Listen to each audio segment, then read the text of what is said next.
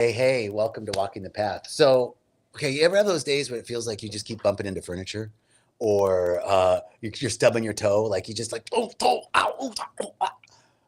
That's not being in alignment, right? that's this. That's the physical equivalent of the spiritual. I'm not in alignment, out of alignment. Today, I want to talk to you about alignment. Today, I want to talk to you about ease and grace and flow. And the experience of bumping into furniture and stubbing your toe, that's not bad. Nothing wrong with that. It's just some information, right? And I'm here at Rythmia. Oh man, what a great day at Rythmia this has been. We have, first of all, an amazing group. Giovanni Bartolomeo is the guest speaker this week, which is awesome. By the way, shameless plug, I'm going to be the guest speaker at Rythmia March 8th. This year in a few weeks. Oh man, I'm so excited. So if you're thinking of coming to Rythmia, come March 8th. It'll be really fun. But just come to Rythmia no matter what, because this is the place where alignment happens. This is the place where we come into alignment with the truth of who we are. And we remember, recollect. We call it a merger at Rythmia, where we come back together, we lay down the arms, stop the inner civil war, and reunite ourselves with ourselves. That's a powerful thing. That's alignment. So I hope to see you at Rythmia. Come see us. Now, back to our talk today. You know, alignment happens. When does alignment happen? Alignment happens when we listen. Alignment isn't something that we can force. So much of what I have been doing in the past of my life is trying to make something happen, trying to assert order. You know, like I need to create order. I need to create divine order. I need to bring divine order in my life. I need to order things, right?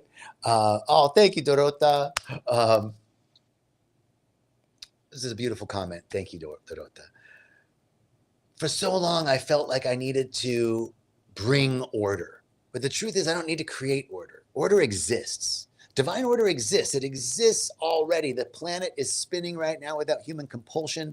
There's all sorts of amazing systems in my body that are naturally harmonizing. You know, one of the things that is true about the body is that the body is constantly seeking homeostasis. It's constantly seeking balance and order and harmony. But that balance and order and harmony in the body is not a fixed place. It's not like, oh, there's balance. Balance is dynamic. The body is, homeostasis is dynamic. There's never one thing. It's called adaptogens, right? Our body is adaptogenetic. Adaptogen. I'll take it. If I invented a word, adaptogenetic. That's my new word. Maybe it exists. Maybe I'm aligning with it. I don't know. Now, in the same way that the body is constantly balancing, the universe is constantly balancing.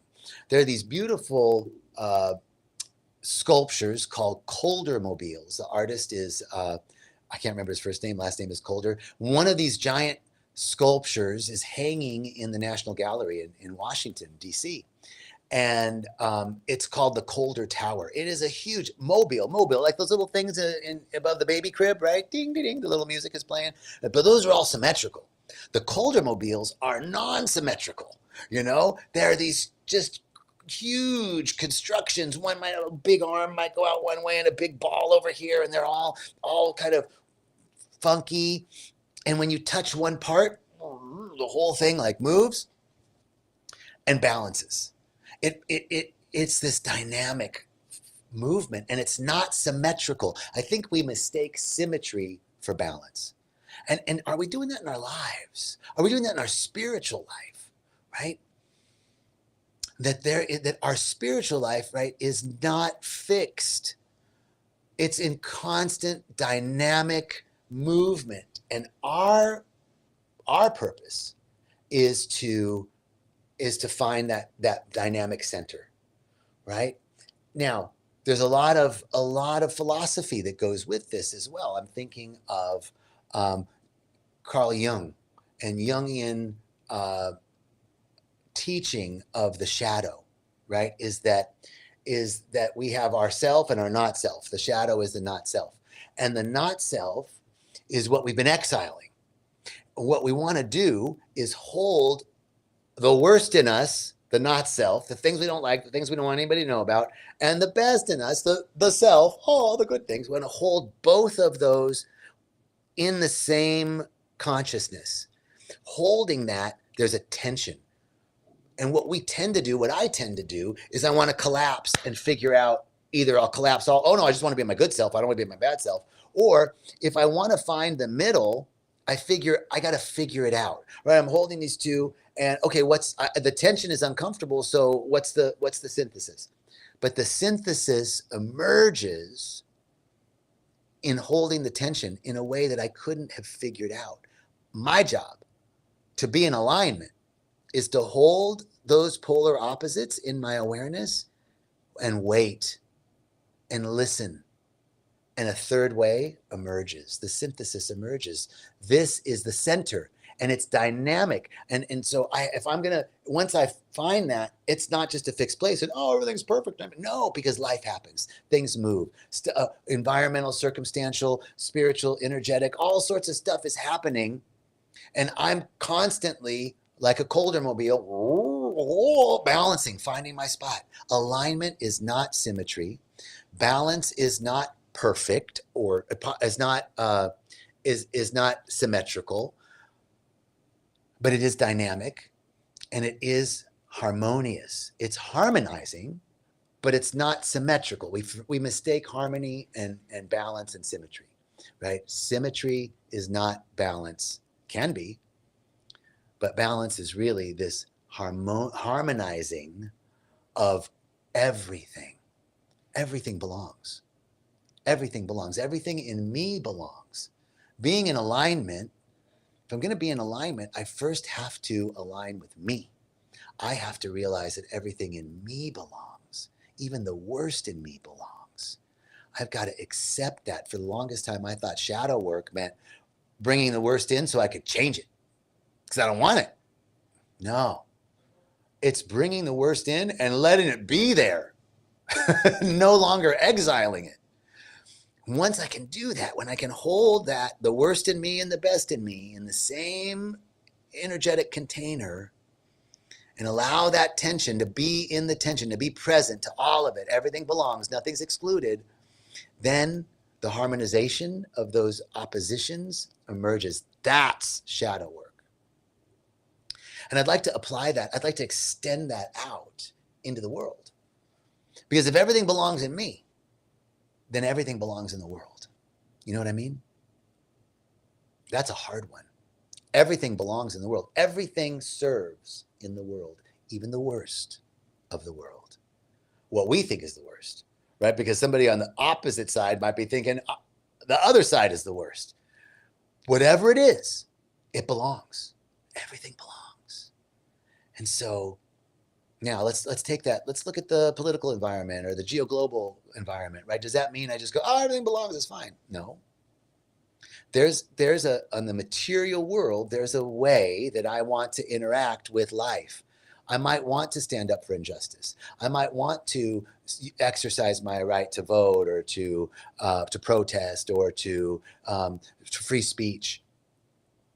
I might exercise my right to establish community, to organize events that are focused on harmony and order and balance. Whatever it is, I might want to do that.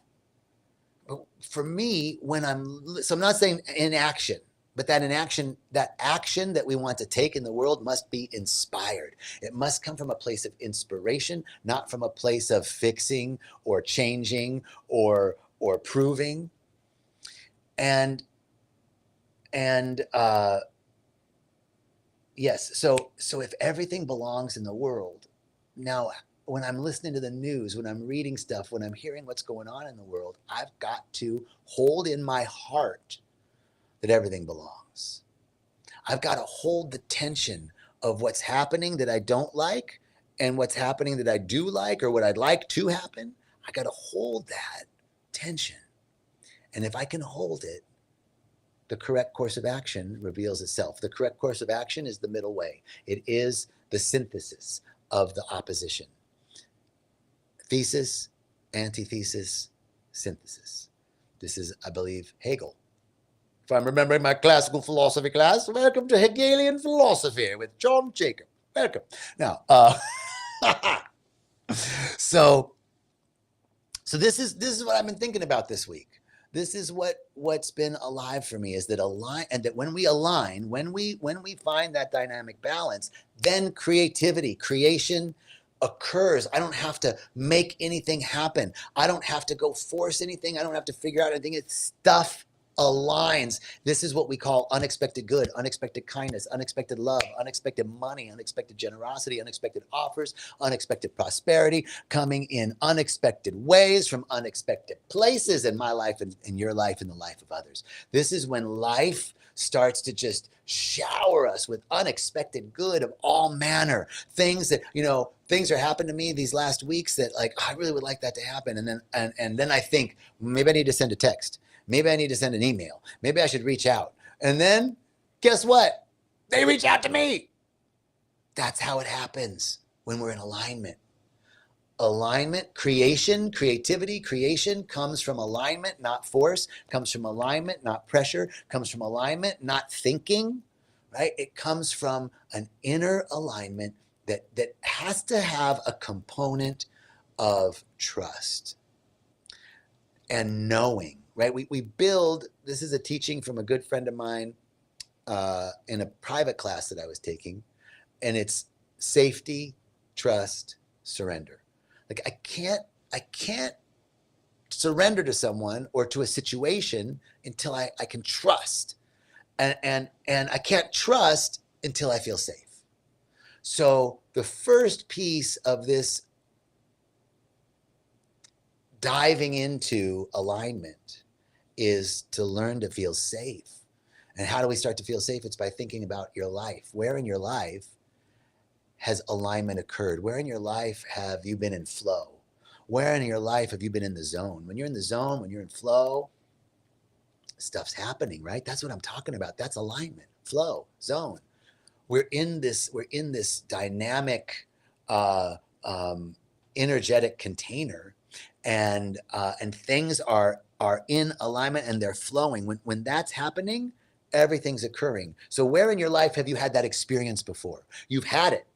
I know everybody's had it. Everybody's had that experience of being, every call you make all the green lights, you think of somebody and they reach out to you. You've had that experience. That's so that's the beginning of safety. Oh, I've had that experience before. I know it exists. So we begin to remember. We begin to remember those moments when we felt safe, because that thing that we're looking for, alignment and balance and harmony and flow, we've had that experience. So we can begin anchoring in that safety, and then we can begin to trust. We can begin to trust. Well, it's happened before. I know it can happen again. I know it's possible. I'm trusting.